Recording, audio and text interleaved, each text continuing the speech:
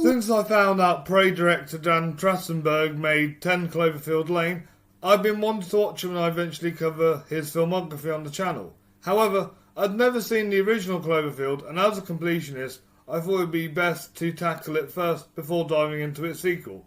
So after watching it for the first time, here are my thoughts on Cloverfield. Then let's get started. I was pretty sceptical going in because I'm not normally a fan of found footage films. I often find them too distracting, but despite my hesitation, I had a feeling I might enjoy this one. And I did! I like how the story is told from the point of view of a close group of friends through a camcorder.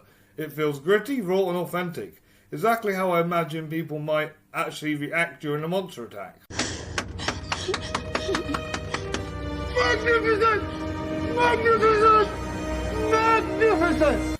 Cloverfield blends influences in a way that works really well. It takes the Blair Witch Project's raw found footage intensity, the creature spectacle of Godzilla 1998, and the grounded level citizen chaos of War of the Worlds from 2005 to create something tense, thrilling, and edge-of-your-seat engaging.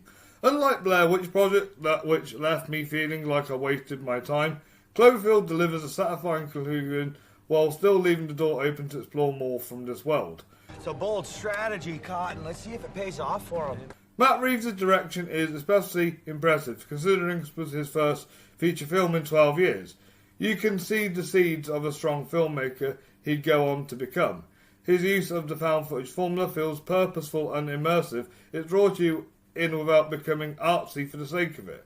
In fact, Cloverfield might have helped break down my personal barrier against the found footage genre, something Blair Witch failed to do. That was impressively cunty. The acting is solid across the board. I spotted a few familiar faces, most notably Lizzy Caplan from Mean Girls, who stood out in some moments. The entire friendship group felt convincing and lived in, which really helped sell the realism of the story. Sure, the film doesn't focus on deep emotional character arcs like some monster movies do, but here, the intense situation is the main draw, and it works. Cool. Yeah.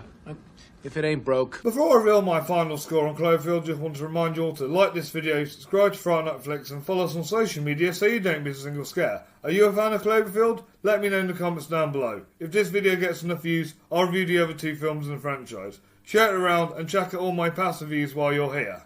Now, back to my verdict. Finally. Overall, Cloverfield was far more impressive than I expected. Its clever use of found footage style creates a tense, compelling twist on the monster movie. Even though I'm not the biggest fan of either subgenre, the way they blend together works surprisingly well. I'm giving Cloverfield a rating of a 4 out of 5 stars and an 8 out of 10. It feels like a perfect mix of the Blair Witch Project's raw realism, Godzilla's larger-than-life spectacle, and War of the Worlds' grounded-level chaos. Thank you all for watching. Check out Cloverfield, form your opinion, and I'll be back soon with my review of Together. But until then, stay spooky.